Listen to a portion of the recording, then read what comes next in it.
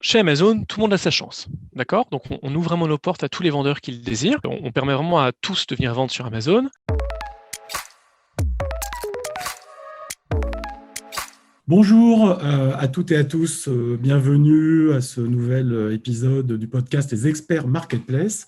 Donc on est très heureux d'accueillir aujourd'hui Laurent Broncard, qui est responsable de l'offre produits de grande consommation de la Marketplace d'Amazon France. Bonjour Laurent. Bonjour Alexandre, bonjour à tous.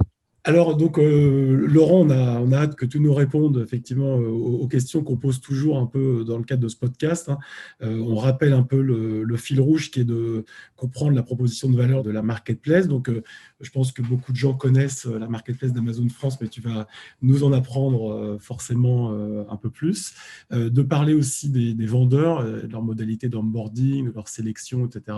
Ça intéresse toujours les auditeurs. Puis on donnera quelques chiffres sur le nombre d'acheteurs.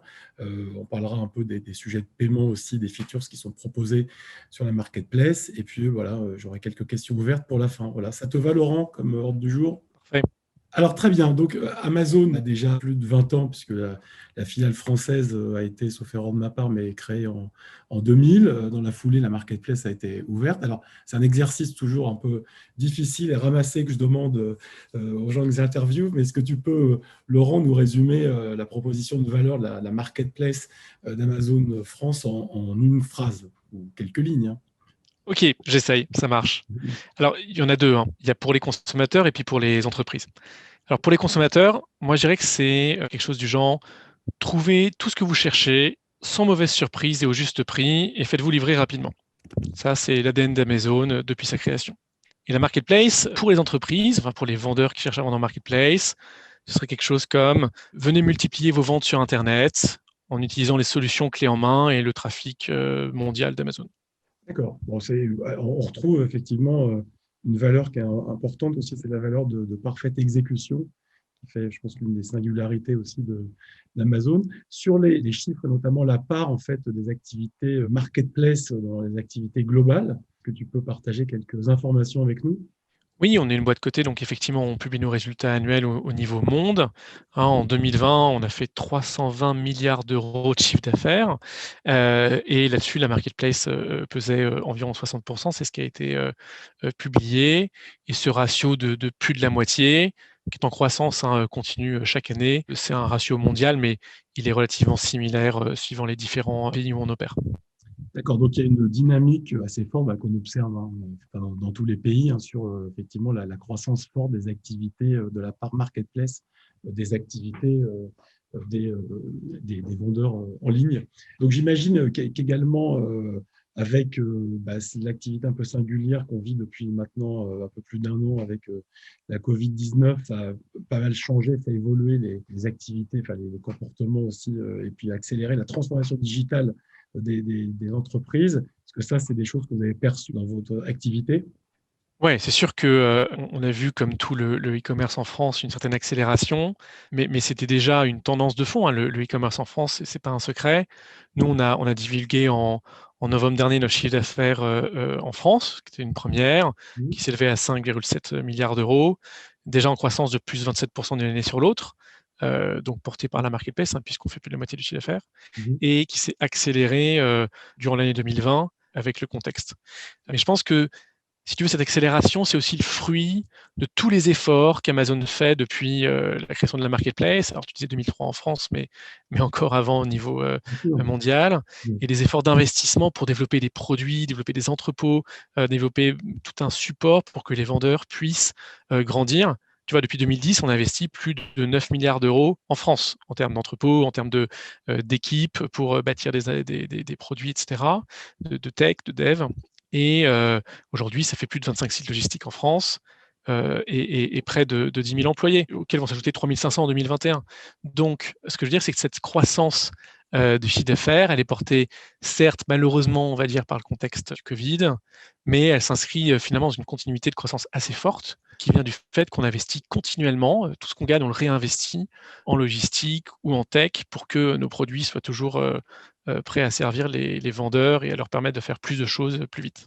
Donc, tu replaces effectivement cette dynamique de croissance dans une logique effectivement d'investissement, hein, de CAPEX, parce qu'effectivement, si on veut continuer à exécuter parfaitement sa promesse, si on veut offrir de nouveaux services, effectivement, il faut investir. Sur ces sujets logistiques, tu as parlé, effectivement, vous avez développé pour les vendeurs tiers une offre logistique. Est-ce que tu peux nous en dire un peu plus? Bien sûr. Et puis, si tu veux, on pourra revenir un peu sur la partie impact de la pandémie, parce que je t'ai répondu un peu du point de vue Amazon, mais je pense que du point de vue de vendeur, c'est important aussi. Mais pour le comprendre, ouais, parlons d'Expédié par Amazon. Expédié par Amazon, c'est le nom de notre programme logistique qu'on propose aux vendeurs qui n'ont pas de capacité logistique ou qui ne souhaitent pas investir dedans, dans lequel on gère tout de A à Z. C'est-à-dire qu'on fait le stockage, vous nous envoyez un produit, un carton, une palette, un camion entier, pardon, en entrepôt. On stocke pour vous les produits. C'est votre propriété, mais on les stocke. On fait le picking, le packing, le shipping, c'est-à-dire dès qu'il y a une commande qui est passée, on l'expédie et on fait toute la partie aval, donc le service client est inclus et aussi les retours avec les étiquettes de retour, la réception du produit, etc. Ça paraît un peu anecdotique, mais c'est très important quand les vendeurs veulent vendre à l'international. Si aujourd'hui tu veux vendre en Italie, tu vas avoir besoin d'une adresse de retour en Italie, d'un service client qui parle italien, bref, un investissement qui est trop fort pour la plupart des PME qui vendent sur Amazon, hein. Il y en a plus de 11 000 aujourd'hui, des PME françaises qui vendent sur Amazon. Et du coup, Expédié par Amazon, c'est vraiment un programme qui non seulement fait de la logistique, ça c'est le premier point, c'est vrai, c'est pratique, mais deuxièmement, permet d'exporter très facilement. Ça, c'est vraiment un point important. Et le troisième, que je pense qu'il faut avoir en tête, c'est que c'est aussi un outil, entre guillemets, marketing. Parce que en expédiant par Amazon, les offres qui sont expédiées par Amazon bénéficient du badge Prime sur le site. C'est-à-dire qu'il y a un petit logo Prime qui apparaît. Prime, c'est le nom de notre programme de fidélité, entre guillemets, hein. Les consommateurs payent 50 € par an et ont accès à la livraison gratuite, rapide et à d'autres bénéfices comme Prime Vidéo ou Prime Music. Et en fait, c'est des consommateurs qui ont un comportement très clairement préférentiel vers Amazon, c'est-à-dire qu'ils vont vraiment commencer leur recherche de produits, plus par Google, mais par Amazon.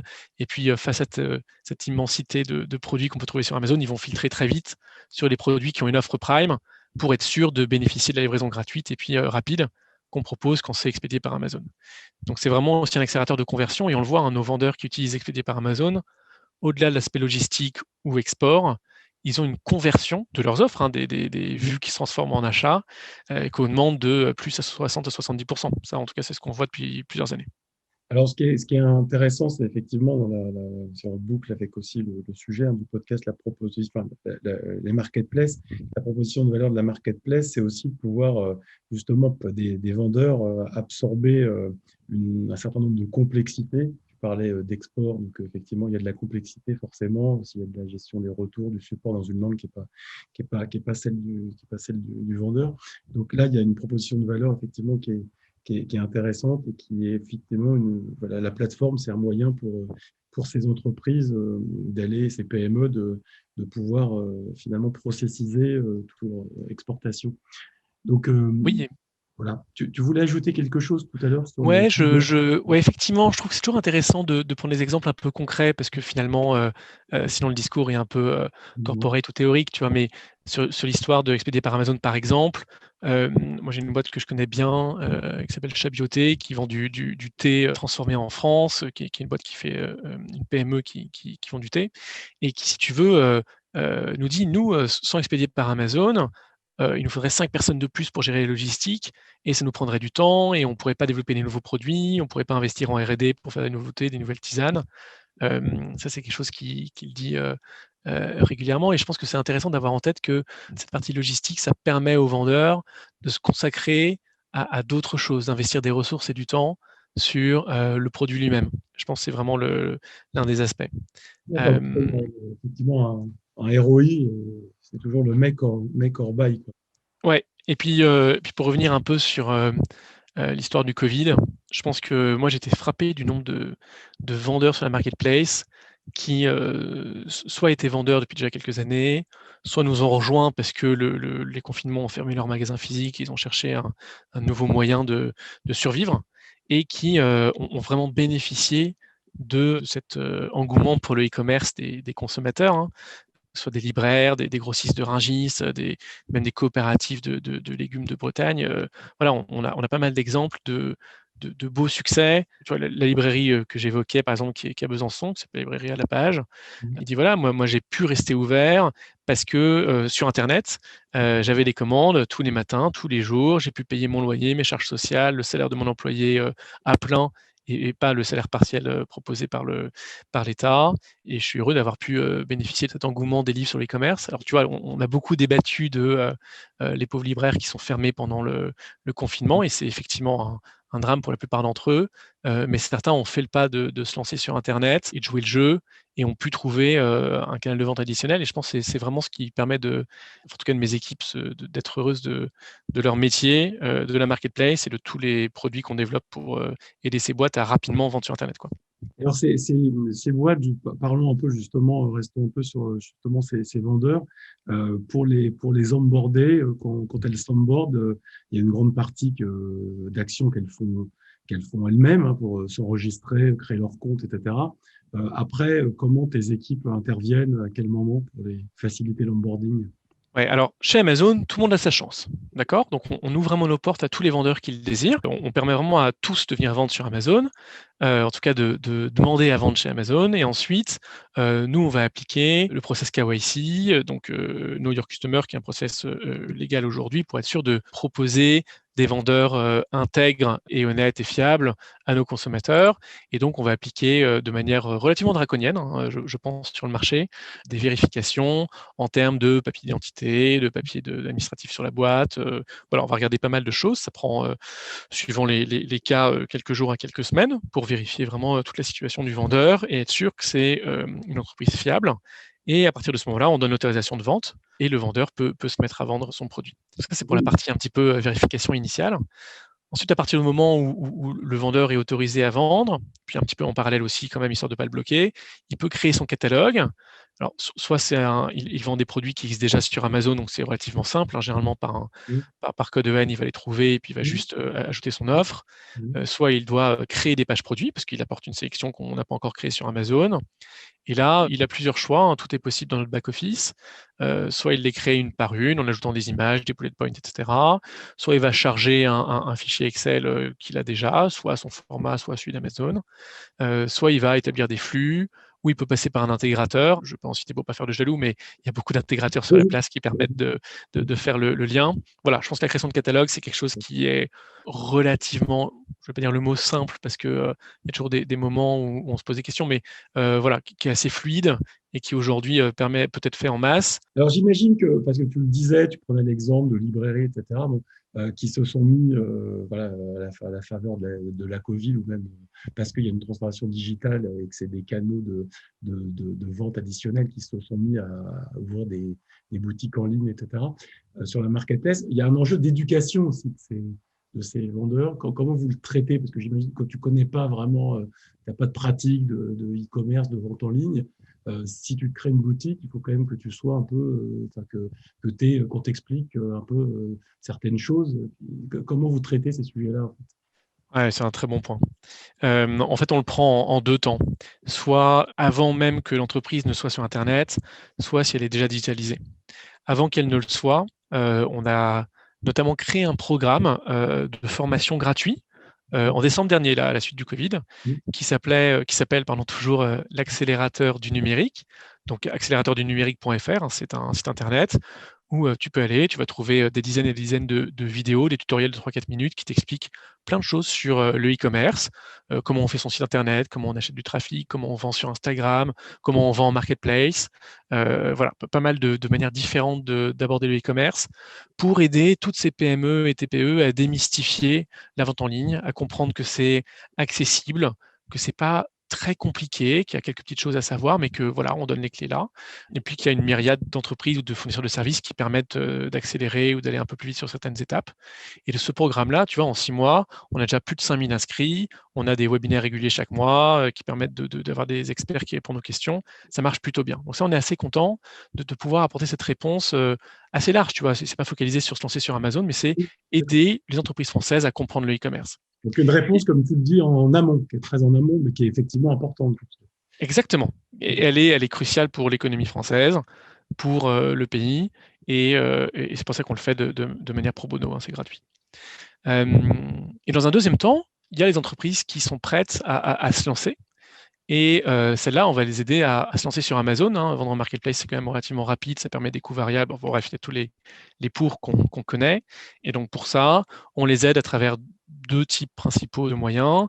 On a des webinaires collectifs où tous les vendeurs, qui soient débutants en train de s'inscrire ou expérimentés, sont invités sur plein de sujets différents. Donc ils peuvent regarder des vidéos, soit en direct, soit en replay, poser des questions. Ça, il y en a plusieurs par semaine, accessibles à tous. Et puis, pour d'autres vendeurs qui en ont besoin ou qu'on va choisir, on a plusieurs dizaines d'account managers qui vont les appeler, prendre le temps au téléphone de leur expliquer comment ça fonctionne, de les aider sur un point en particulier pour qu'ils puissent ensuite, les années suivantes, se développer tout seuls et vendre sans encombre. D'accord. Et on voit, par exemple, parce que c'est vrai que pour la première fois qu'on ouvre voilà, sa boutique sur le marketplace et qu'on ne connaît pas ce canal de distribution, il y a quelque chose qu'il faut faire. Il ne faut pas oublier de valider les commandes que vous recevez. Bon, donc, vous suivez aussi, effectivement, dans leurs premiers mois d'utilisation, un peu ces vendeurs pour pouvoir justement les encourager à adopter des bonnes pratiques enfin, comment Ouais, vous... alors effectivement, pardon, je te coupe, je te réponds. Oui. C'est vrai, on a vu le lancement sur la marketplace, mais pas encore peut-être les premières ventes. Oui, en fait, quand les ventes sont faites, en fait, il y a deux cas. Soit vous utilisez le programme expédié par Amazon, et comme on s'occupe de tout à partir du moment où le client achète un produit, bon, généralement, là, c'est assez transparent pour le vendeur, d'accord? Puisqu'on fait tout, de l'envoi, retour, réception. Dès qu'il y a un paiement, on le cagnotte pour le vendeur, on lui fait des versements réguliers, etc. A priori, il n'y a quasiment plus rien à faire pour le vendeur. Du point de vue du vendeur qui, lui, expédie par lui-même, il va y avoir des actions à prendre. Effectivement, quand il y a un client qui achète un produit, il faut que le vendeur aille dans le système et dise: ah, j'ai bien vu la vente, ça y est, je vais expédier le produit, ou ça y est, il est expédié, voilà le numéro de suivi que m'a donné tel transporteur. Et voilà, mais ça, c'est une action qu'on ne peut pas faire à sa place, entre guillemets. Et s'il décide de bâtir un pont informatique avec des flux, il peut le faire, hein, ça c'est automatique, mais de toute façon, on a besoin que le vendeur donne son input, entre guillemets, de manière informatique pour dire le produit est parti. Et voilà le transporteur. Donc ça oui, ça c'est quelque chose qu'on demande. Et dans ces cas-là, comme toute la partie aval suite à la commande du client est laissée à la main du vendeur, on va regarder plusieurs indicateurs de performance pour savoir si le vendeur tient ses engagements auprès du client avec qui il a fait une vente directe. Donc c'est soit on a trois types principaux de KPI qu'on va regarder.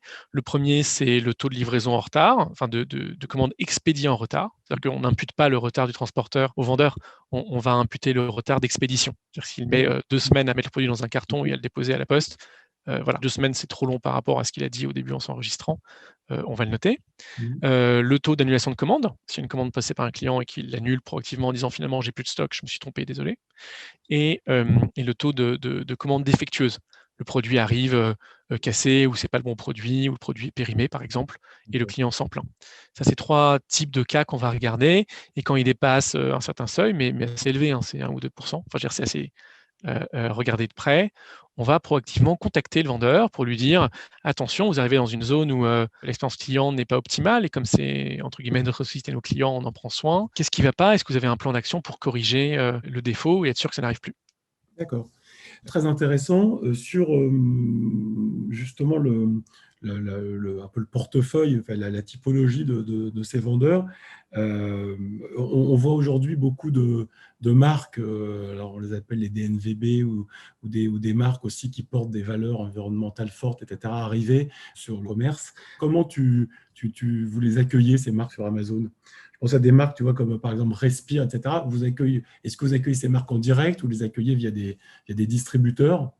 Alors déjà, on les accueille à bras ouverts, Ouais. comme tous les vendeurs, mais et spécialement ces digital native brands qui effectivement sont presque, se sont bâtis aussi en s'appuyant sur des modèles comme la marketplace. La plupart ont leur propre site, bien sûr, mais ont pu atteindre une audience assez large pour pouvoir grandir rapidement en s'appuyant sur les marketplaces. Donc notre site est quasiment taillé pour ce genre de cas, hein, pour être clair, entre les outils marketing les outils logistiques, les outils de droit de marque. On a beaucoup d'outils qui permettent à une marque de s'enregistrer, donner son numéro INPI, et puis du coup, elle maîtrise sa page produit, ses droits de distribution. Ça permet d'avoir une préséance par rapport aux autres vendeurs, etc. Voilà, on a quand même beaucoup d'outils internes qui permet à une marque, à une DNVB par exemple, en tout cas un détenteur de marque, de faire de manière saine et sereine du business sur Amazon. Et donc concrètement parlant, si tu veux, on les accueille. Si elles sont en direct sur tous leurs canaux de vente, Mhm. on les accueille en direct sur la marketplace avec plaisir. Elles peuvent continuer à vendre en direct aux consommateurs puisque c'est leur stratégie. Si elles décident de vendre en indirect, hein, tu vois, tu parles de Respire. Aujourd'hui, Respire, on les trouve chez Sephora, chez Monoprix. Eh bien, nous, on est ravis de les accueillir en modèle indirect là aussi. Et donc, sur Amazon, tu vas les acheter via notre modèle retail. C'est-à-dire qu'on a des acheteurs qui leur achètent des produits et qui les revendent comme Monoprix ou Sephora. Mais en parallèle, on peut aussi les trouver en direct si on cherche ou suivant les cas. Tu vois. Je ne m'attarde pas sur Respire, mais D'accord. potentiellement, ça va dépendre de la stratégie de la marque. C'est surtout elle qui va décider. Est-ce qu'elle veut parler en direct au consommateur? À ce moment-là, elle vient en marketplace chez nous. Est-ce qu'elle préfère vendre en gros à un retailer? À ce moment-là, elle entre en retail chez nous. Voilà. Alors, tu as évoqué tout à l'heure aussi l'offre Enterprise Amazon Business aussi. Tu peux nous en Oui, dire un mot aussi, parce qu'il y a des acheteurs pros aussi, qui sont potentiellement des acheteurs. bien sûr. C'est même une partie très importante du segment de marché sur lequel on opère. On a lancé ce site amazonbusiness.fr, hein, qui est le site miroir du site B2C, que vous connaissez pour la plupart, en tout cas toi, Alexandre.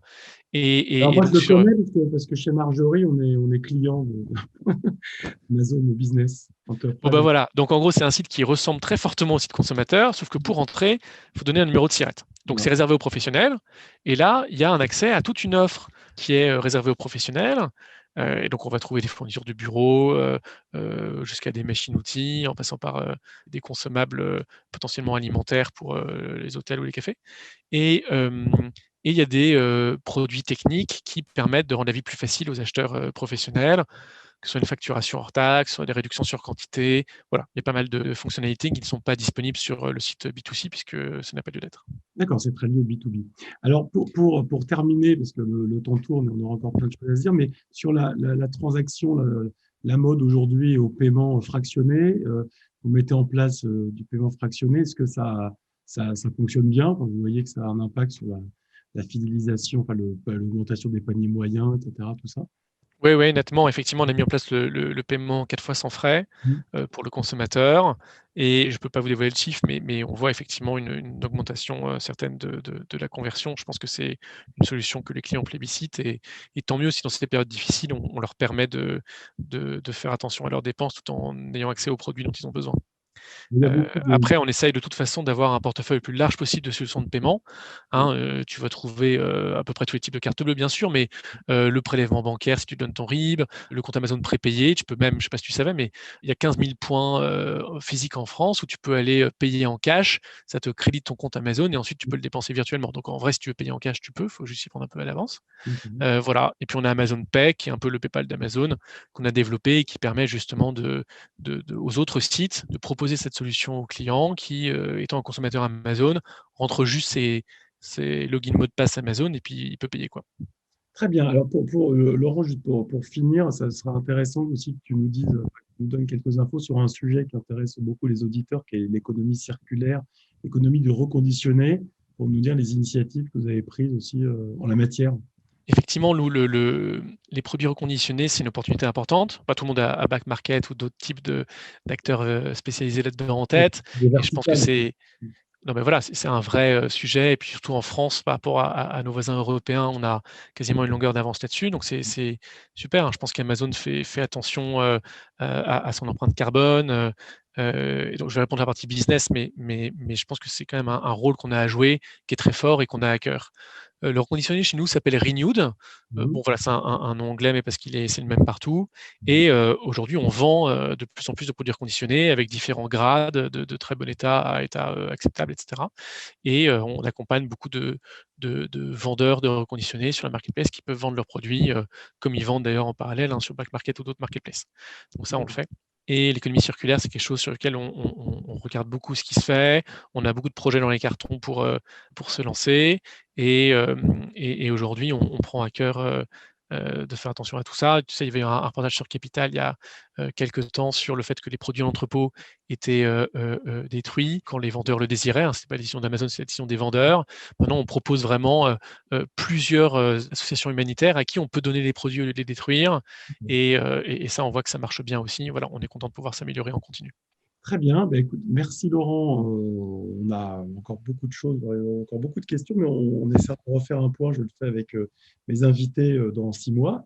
Tu auras encore plein de choses à nous raconter. Donc, c'était Laurent Broncard, responsable de l'offre produit de grande consommation d'Amazon France, de la marketplace d'Amazon France. Merci Laurent. Donc, vous retrouvez bien sûr ce podcast sur Apple Podcast, Deezer, SoundCloud et également Spotify, plus sur la page marjorie.co. Merci Laurent, bonne journée. Merci Alexandre, bonne journée à tous.